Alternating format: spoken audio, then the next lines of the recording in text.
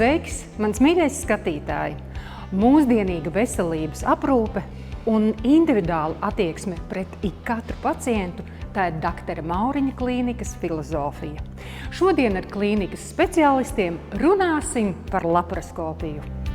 Dr. Mauriņa klīnikas ārste Dr. Sintija Lapsa ir pieredzējusi ķirurģe, kura specializējas gan fleboloģijā, gan laparoskopiskajā ķirurģijā un nepārtraukti pilnveido savas zināšanas gan Latvijā, gan ārvalstīs. Kāda ir priekšrocība operējot laparoskopiski, attiecībā pret parasto klasisko operāciju? Tātad attiecībā uz laparoskopiju priekšrocība ir tāda, ka ir ātrāks atkopšanās laiks pēc operācijas, ir mazāks sāpju sindroms, attiecīgi cilvēkam ir mazākas sāpes pēc operācijas, un viņš ir spējīgs ātrāk atgriezties darbā. Kā jūs uzskatāt tās vērtības prioritārās tehnoloģijas vai tomēr arī cilvēciskais faktors? Ir jābūt dualitātei. Protams, ir svarīgas arī tehnoloģijas, bet darbā ar pacientiem vienmēr ir svarīgas savstarpējās attiecības un uzticības izveidošanās. Sveika, Madara! Sveika. Madara ir skolotāja un viņa piekrita padalīties ar savu pieredzi. Saka, lūdzu, kādas bija veselības problēmas, kad bija jāizšķirās par operāciju? Es zināju, ka man ir žultsakmens, īstenībā jau 10 gadus. Un,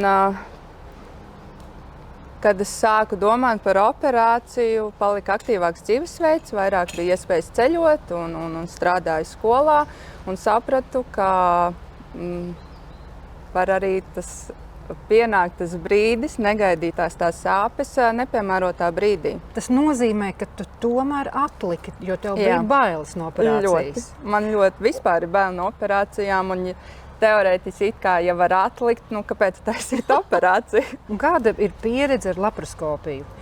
Vai tev bija tāda sajūta kā uzticēšanās, ka tomēr tā nav atvērta operācija? Ārsti ļoti labi visu paskaidroja un arī apkārtējiem pajautāja, kā bija. Ārsti pārliecināja un sapratu, ka nav jau laikam nemaz tik traki, kā es pati savā galvā biju iztēlojusies. Bet nebija traki? Nē. Es jau, kad pamodos pēc operācijas, tad es jau pēc 2 stundām domāju, ka Dievs, kuras bija ātrāk. Tieši tā. Un atveseļošanās process, kā tas atvainājums. Nekādas sāpes. Man nebija vispār nekādas sāpes, arī tā, kad izgāja zāles. Nē, man nekādas sāpes nebija. Vienkārši mierīgāks dzīvesveids, pāris nedēļas un viss. Kā ķirurgs izvēlas operācijas metodi? Principā operācijas metode tiek izvēlēta tas, kas pacientam ir visaudzīgākais. Lielākajai daļai pacientu laparoskopija ir absolūti iespējama. Ja pacientam ir iespējams iedot narkozi, tad arī praktiski visiem laparoskopiska operācija ir iespējama. Ir ļoti atsevišķi gadījumi, kad būtu jāizšķirās par vaļēju operāciju. Dr. Mauriņa klīnika ir kļuvusi par zīmolu, kur tehnoloģijas mijas ir cilvēcisku attieksmi. Ko tas nozīmē ikdienā? Mēs runāsim ar profesoru Mauriņu. Ikdienā noteikti tas prasa daudz vairāk no ārsta un no ārstniecības iestādes, jo ir ļoti būtiski daudz tie komponenti, kam būtu jābūt. Tad brīdī ārstniecības iestādē viņai būtu jābūt vērstai uz pacientu. Jūs jau redzat to, ka sākot no tā, kā pacients atnāk, tad viņam jau ir ļoti īsi paiet līdz tam brīdim, kamēr viņš jau nonāk pie pacienta. Tad mums ir svarīgi, lai pacientam nebūtu ilgi gaidīšanas laiki. Prasības pret tehnoloģijām ir nepieciešams ļoti daudz dažādas un mūsdienīgas tehnoloģijas, lai mēs varētu ne tikai diagnosticēt, bet tālāk arī pacientu ļoti precīzi ārstēt. Tātad ļoti būtisks etaps ir šīs ārsta zināšanas un kompetences, lai viņš arī pārzinātu visas mūsdienīgās metodas. Tātad visas tās metodas, kas mūsu arsenālā ir, un tādā brīdī vizītes laikā katram pacientam ļoti individuāli tiek jau pieņemts lēmums, kāda ārstēšana tiks veikta un kādas būs šīs sastāvdaļas. Un kas ir raksturīgs šai precīzijas medicīnai, tas, ka mēs arī varam būt tā, ka ārstēšanu dalām vairākos etapos, lai pēc iespējas samazinātu šo ar operācijas saistīto traumu, sāpes, un pacients pēc iespējas ātrāk ne tikai iegūt ļoti labu rezultātu, bet viņš nejust to, ka vispār viņš ir ticis ārstēts. Cik svarīgi ir laicīgi plānot operāciju? Protams, svarīgāk ir to darīt tiklīdz kā sākās kāda simptomātika, ir pierādīta diagnoze, attiecīgi trūce vai žultspūžu slimība. Operācija ir tehniski vienkāršāka, ja nav bijuši, teiksim, žultspūžu iekaisumi dažādi. Operācija norit daudz ātrāk, veiksmīgāk ir iespējams atkopties. Līdz ar to, protams, labāk ir ierasties tad, kad tikko kā sākās sūdzības un risināt visu laicīgi. Ja mēs jau laparoskopisko metodu pielietojam Latvijā kādus gadus 30, un, protams, laparoskopija pilnīgi mainīja to veidu, kā tiek ārstēti pacienti, jo viss, kas ir saistīts ar gariem griezieniem, tas saistīts arī ar lielu operācijas traumu un ilgstošu atlapšanu un daudz dažādām iespējamām blaknēm pēc tam. Un, protams, ja visu to, ko mēs varam izdarīt caur maziem vai nu dūrieniem vai nelieliem griezieniem, tas pacientam būtiski samazina gan šo te operācijas traumu, gan pātrina atveseļošanos. Varbūt tas nākošais lieciens vēl, ko es redzu, kas būs pavisam jau tuvu, ir tas, ka mēs lietosim nevis laparoskopiju kā metode paliks, bet tā tiks darīta ar robotiem. Tātad pavisam īsts brīdis, es domāju, Latvijā, ka mēs arī uzsāksim ārstēt pacientus pielietojot robotu tehnoloģijas, kas vēl vairāk samazinās šo traumu un pie dažām, teiksim, tādām īpašām indikācijām, kas ir ķirurģijā, dos vēl labākus rezultātus nekā tā ir parastā šī laparoskopiskā metode. Bet, protams, nenoliedzami, laparoskopija ir pilnīgi izmainījusi mūsu pieeju pacientu ķirurģiskā ārstēšanā, un tas ir iespējams šobrīd arī pie mums klīnikā. Sakiet, kādas operācijas tiek veiktas Dr. Mauriņa klīnikā? Tātad tas, ko mēs veicam, ir laparoskopiskas dažādu veidu trūču plastikas, holecistektomija, žultspūžu izņemšana, varam veikt arī appendektomiju, kas varētu būt hroniska apendicīta gadījumā, un bariatriskas operācijas. Kādi medicīniski virzieni vēl klīnikā tiek attīstīti? Mēs cenšamies attīstīt visu to, kas ir mūsdienīgs un ko mēs varam nodrošināt inovatīvi, maz invazīvi. Un, protams, ka klīnika kā tāda ir sākusies, un tas pamats, kas mums ir tā vēja diagnostika un ārstēšana, tad šeit mēs darām ārkārtīgi daudz. Es domāju, ka vairāk kā 60% no visām Latvijas operācijām tiek veikts pie mums klīnikā. Otrs virziens, tā ir proktoloģija un tātad proktoloģisko saslimšanu diagnostika un ārstēšana. Šeit arī mums strādā 4 ārsti, kas nodarbojas tikai ar šo proktoloģisko saslimšanu diagnostiku, un tās metodas, ko mēs esam ieviesuši šobrīd, jau visi pārējie Latvijā viņas arī kopē un atdarina. Tas, protams, mūs priecē, līdzīgi kā fleboloģijā. Tad mēs ļoti darām daudz dermatoloģisko ārstēšanu diagnostiku, tātad sākot no dažādu ādu veidojumu diagnostikas līdz tas, kas ir būtiski mūsu pacientiem, ka viņas grib izskatīties jaunas un skaistas. Tātad viss tas, kas ir virzīts uz to, lai cilvēks arī novecojot būtu pēc iespējas ilgi, teiksim, saglabāt jaunavīgu ādu, tad rūpējamies par ādu. Papildus šeit mums nāk tāda kosmetoloģija, viss, kas mums ir atkal atsevišķs virziens, kur ir mums vajadzīga šī ādas dažādas procedūras, gan pirms ārstēšanas, gan pēc arī lāzera ārstēšanām, jo, protams, ka viens no pamatrīkiem, ko mēs lietojam, ir dažāda veida lāzeri. Klīnikā ir ārkārtīgi daudz, katrai indikācijai piemēroti lāzeri un IPL tehnoloģijas, tātad, ar ko mēs veicam šīs ārstēšanas. Tad kā tāds jaunums, jo nevienmēr dermatologi visu var izārstēt, un, teiksim, ienāk tāds brīdis, ka viņi saka, ne, šeit mēs vairāk ar ādu tālāk netiekam, tie vajadzīga ķirurģiska kāda operācija. Tad mums šobrīd arī strādā plastiskais ķirurgs, Dr. Anda Gaile, kas kā reiz dažādas šādas te situācijas risina jau ar plastiskās ķirurģijas palīdzību, un tā ir atkal ļoti būtiska sadarbība starp dermatologiem, kosmetologiem un plastisko ķirurgu. Tas ir atkal tāds komplekss pasākumu komplekss, kas ir vērsts tieši uz sejas ovālu un ķermeņa skaistumu.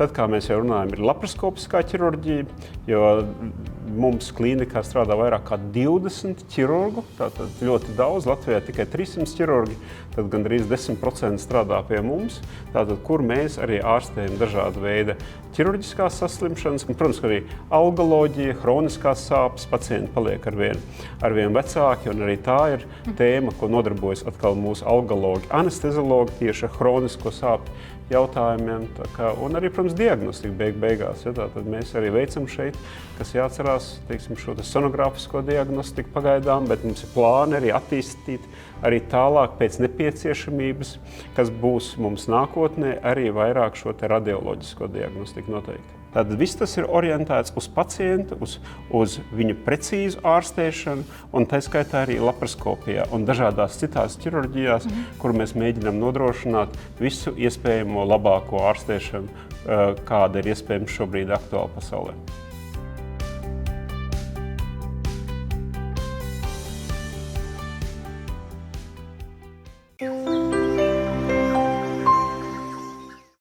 Asinsspiedienu mērīt nav jābaidās. Jābaidās dzīvot tā, ka nemērīt asinsspiedienu šķiet normāli.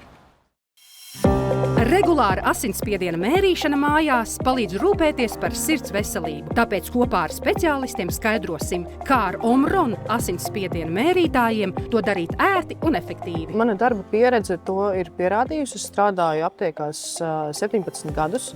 Un Omron zīmols vienmēr bijis klātesošs, un tā ir tāda kvalitātes zīme. Šodien aplūkosim 2 Omron asinsspiedienu mērītāju modeļus. Sāksim ar Omron M3. Ierīce ir aprīkota ar intelektuālās vadības tehnoloģiju, kas konstatē sirds ritma traucējumus asinsspiediena mērīšanas laikā. Tāpat pieejama atmiņas 60 mērījumiem katram lietotājam. Ar viņiem var mērīt cilvēku, kuriem ir aritmija, tātad neregulāra sirdsdarbība, kāds pārsitiens, kāda pauzīte. Tā ir tipiskā tāda problēma sirds asinsvadu pacientiem. Un ļoti ērti ir arī atsevišķi saglabāt mērījumus. Ja, tātad mājās ir 2 seniori, viņi var atsevišķi mērīt savus spiedienus, jo ir iespēja izvēlēties pirmo un otro personu. Principā, kāpēc šie aparāti labi? Jā, viņi strādā, ja cilvēkam ir aritmija, viņi neslēdzās ārā, nebūs šie kļūdas paziņojumi, atslēgšanās. Asinsspiediens un paaugstināts asinsspiediens ir tā sauktais klusais slepkava. Cilvēks parasti nekad nejūt, ka ir paaugstināts asinsspiediens. Retu reizi nāk tiešām cilvēki un saka, man sāp galva vai man reibst, ja? Bet tajā brīdī tiek fiksēts arī diezgan liels rādītājs. Bet lielākoties arī tādās hipertenzīvās krīzēs cilvēki nonāk slimnīcā, bet viņi nesūdzās ne par ko īsti. Un līdz ar to asinsspiedienu regulāri mērīt būtu ļoti ieteicami. Jaunākās paaudzes M7 aparāts. Kas tad ir tas lielākais ieguvums? Iespējas savienot savu asinsspiedienu aparātu ar mobilo telefonu. Ļoti ērti notiek datu pārneses caur Bluetooth. Vienkārši jūs mērat spiedienu, dati jau parādās jūsu telefonā. Kur šie dati noder? Tad, kad jūs ejat pie ģimenes ārsta vai jums ir jau tāda nopietnāka konsultācija pie kardiologa, ir iespēja šos datus grupēt pa dienām, pa nedēļām, pa mēnešiem. Jūs varat arī kontrolēt, piemēram, jums ir jāmaina medikamenti, ja? Jūs varat paskatīties pirms pēc medikamentu lietošanas. Ja? Tātad jums ir iespēja ar šiem datiem dalīties arī ar savu ārstu. Jūs viņus varat nošērot no aplikācijas savam ārstam, vai ģimenes ārstam, vai kardiologam jau pie tādām nopietnām konsultācijām. Katrs mērījums ietver pārbaudi uz priekškambaru fibrilācijas pazīmēm. Asinsspiedienu mērītāji, tātad jaunākie, kuri var noteikt arī tātad ātriju fibrilācijas risku, jeb situāciju, kad sirds ritms neiet ritmiski pareizi, bet sirds sitas kā viņa vēlas. Es saku, tāds veļas mašīnas efekts labajā priekškambarī, maļ uz vienu pusi, maļ uz otru pusi. Un tad tas ritms mainās īstenībā ļoti efektīvi ar to faktu vien, jo šī fibrilācija ir viens no riska faktoriem insulta notikumam. Ierīce veic 3 secīgus mērījumus un aprēķina to vidējo vērtību, lai nodrošinātu maksimāli uzticamu rezultātu. Šis Omron asinsspiediena mērītājs aprīkots ar aproci, kas atšķiras no klasiskās universālās mīkstās manšetes. Īpaši izstrādātā aproce nodrošina precīzas rezultātus jebkurā pozīcijā ap augšdelmu. Jaunākās paaudzes šīm manžetēm, kas ir ļoti ērti, nav svarīgi, ja kurā vietā jūs to trumbiņu novietosiet. Omron tehnoloģiju attīstība pierāda, ka rūpes par sirds veselību kļūst ar vien pieejamākas un precīzākas. No inovatīvām manšetēm līdz gudrām datu uzglabāšanas iespējām, katrs var atrast sev piemērotāko risinājumu. Turklāt visiem Omron asinsspiediena mērītājiem ir 5 gadu garantija, kas apliecina kvalitāti un uzticamību.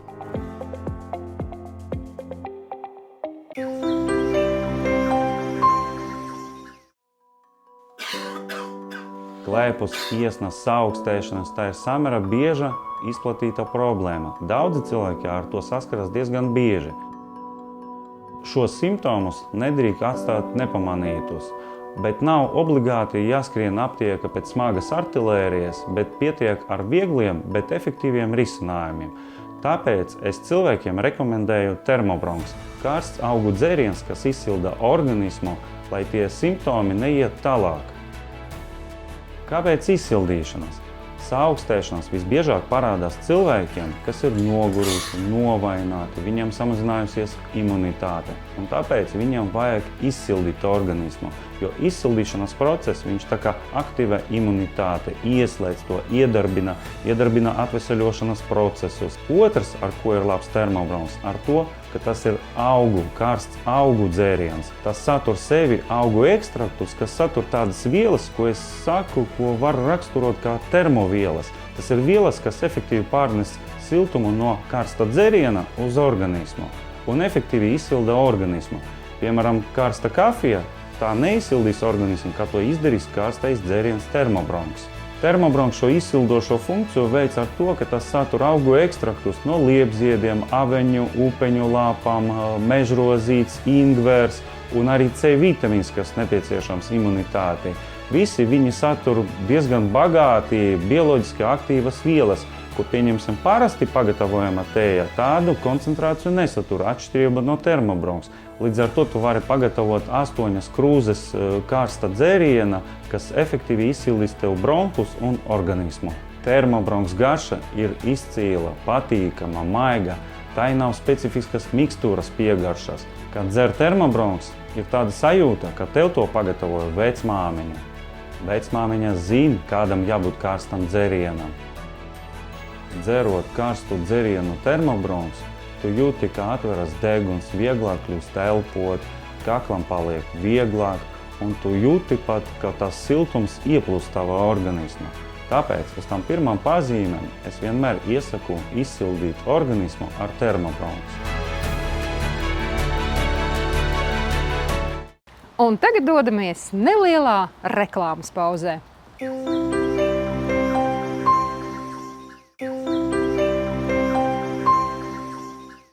Patiesa labklājība sākas tad, kad veselība un laime beidz būt par mūsu mērķi, bet kļūst par mūsu ikdienas ritmu.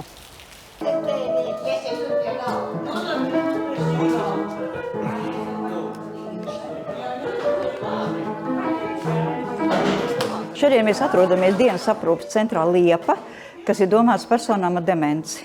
Šie dienas centri viņiem ir ārkārtīgi nozīmīgi, jo ir situācijas, kad viņus mājās atstāt vairs vienus nevar, un radinieki būtiski nevar aiziet uz darbu. Un šie dienas centri ir ļoti, ļoti vērtīgi un nozīmīgi arī ne tikai priekš pašiem cilvēkiem. Viņiem šeit ir gan nodarbības, gan attīstošie darbi, gan vingrošana, gan viņi šeit saņem brokastis un pusdienas. Un tajā laikā radinieki mierīgi var iet uz darbu un strādāt. Ne visiem mājās ir ērtības un vanna un karstais ūdens, un tad šeit arī cilvēki var nomazgāties, var izmazgāt savas drēbes un atrisināt šīs sadzīviskās vienkāršās it kā problēmas, bet tas ir nozīmīgi. Un kur mums būs jāatrod, jāliek virsū šīs te atbilstošās, kuras jūs atpazīstiet, jā? Demence, diemžēl, kļūst arvien izplatītāk un skar arvien jaunākas cilvēku grupas. Tādēļ tas ir ārkārtīgi labi, ka Rīgas pašvaldība rūpējas par šiem klientiem. Un šis pakalpojums priekš klienta ir pilnīgi bez maksas. Viņiem ir gan nodarbības, gan dienu viņi var pavadīt jaukās telpās, gan brokas paēst, gan pusdienas paēst. Kā arī klienti, kuri paši šurp nevar atbraukt, no rīta viņi tiek ar busiņu atvesti šeit uz dienas centru un vakarā tieši tāpat tāpat nogādāt atpakaļ uz mājām. Klientiem, kuriem ir vajadzīgs šis pakalpojums, un tādu ir ārkārtīgi daudz, vienkārši ļoti daudz pat nav apzināti, bet kognitīvie un atmiņas traucējumi ir ļoti, ļoti izplatīti vecākā gadagājuma cilvēkiem. Ir jāgriežās pie sava ģimenes ārsta, lai ārsts izvērtē, kad cilvēkam ir demence vieglākā vai smagākā formā. Tad ir jāgriežās uz sociālo savu dienestu un jālūdz nosūtījums uz dienas centru Liepa. Mūsu dienas centrā klienti ir no Iļģuciema, Bolderājas, Zolitūdes, Imantas, tuvākajiem rajoniem.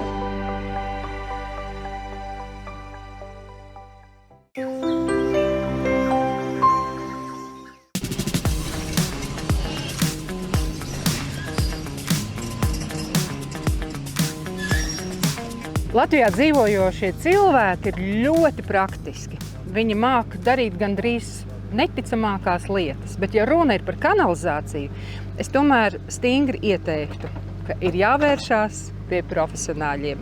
Un tāpēc es šodien esmu atnākusi ciemos uz būvobjektu, kur saimnieko Kristaps no Biovides. Sveiki! Sveiks! Kristap, pastāsti man lūdzu, kā cilvēkam neprašai, kādi ir kanalizācijas veidi? Tātad pilsētvidē, lauku vidē? Pilsētas vidē visbiežāk ir iespējas pieslēgties pilsētas centrālajiem tīkliem. Tad lauku reģionos netik blīvi apdzīvotās vietās ir atļauts arī tautā sauktais septiķis. Dabā tvertne izskatās tā pa kreisi, tas būs septiķis, kur respektīvi visi notekūdeņi no ēkas tiek novadīti vienu vietu. Bet visbiežāk tie ir 3 nodalījumi, kur tad attiecīgi sadalās. Pirmajā nogulsnējās smagā frakcija, otrajā jau mazliet tīrāks, trešajā būs, teiksim, attīrīts līdz pat 80% tie notekūdeņi, bet viņi nebūs pārstrādāti. Viņi nebūs kā bioloģiski attīrīšanas iekārtā pārstrādāti, tehniski tīri ūdeņi, bet viņi būs tādi pelēcīgi ūdeņi, ko mēs novadam gruntī. Tātad būtiskās atšķirības starp bioloģisko attīrīšanas iekārtu un septiķi būtu tas, kad bioloģiskā notekūdeņa atjaunīšanas iekārta pārstrādā notekūdeņus, respektīvi gan atdala smago frakciju no šķidrās, viņi vēl pārstrādā un attiecīgi dūņas, baktērijas, kā kurš viņas sauc, tas pārstrādā tos notekūdeņus līdz pat tehniski tīriem ūdeņiem. Līdz ar to mēs varam novadīt atklātā ūdenstilpnē, dažādos notekgrāvjos, meliorācijas sistēmās. Ar kanalizācijas sistēmām mēs tā kā esam tikuši galā. Man šķiet, ka es jau Kanalizācija nedarbosies bez ūdens. Tieši tā. Par ūdeni arī ir tā, ka atkal atkārtošos, līdzīgi kā kanalizācija, ja ir iespējas pieslēgties pilsētas ūdenim, noteikti. Bet, ja nav, tad klasiskais dziļubums. Un tālāk, es teiktu, ierindojās spice. Spice vairāk tā kā tehniskiem ūdenim. Un kā ir ar lietus ūdeņiem? Lietus ūdens. Kur tos mēs liekam? Lietus ūdens, kā kurā situācijā. Protams, ja ir notekgrāvis, atklātas ūdenstilpnes, ja ir iespēja, kur novadīt, tad mēs varam palīdzēt. Mēs varam novadīt notekgrāvjos vai atklātās ūdenstilpnēs. Ja nav iespējas novadīt notekgrāvī, ja nav iespējas novadīt atklātā ūdenstilpnē, nav nekādas reliefa starpības, principā, kur novadīt tas ūdeņus, tad mēs līdz ar to varam palīdzēt vēl joprojām. Tad mēs tas notekūdeņus varam infiltrēt gruntī. Attiecīgi izveidojot speciāls infiltrācijas zonas zem zemes, lietus ūdens nodoties no jumta, mēs jau viņus novadam gruntī. Līdz ar to uzlabojam tad arī situāciju dārzā. Tā, un tie būs ļoti sīrišķīgs jautājums. Mēs tagad atrodamies, protams, būvlaukumā, te viss ir uzrakts. Tas ir pilnīgi normāli. Jā, tas ir skaidrs, bet kas būs pēc tam? Pēc visiem būvdarbiem, smuki sakojama teritorija. Protams, individuāli gadījumi ir, ka klients pats vēlās to darīt, ir savas idejas, tad mēs, ja vēlās, tad varam piedāvāt arī šo pakalpojumu, piebraucamā ceļa izveidi, labiekārtošanas darbi. Mans mīļais skatītāji, man šķiet, ka kanalizācija ir ārkārtīgi svarīgs process mājas celtniecībā vai uzturēšanā. Es jums no sirds iesaku vērsties pie profesionāļiem. Šajā gadījumā pie Biovides.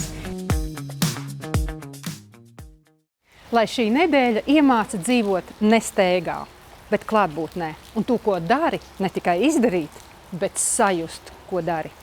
Atā!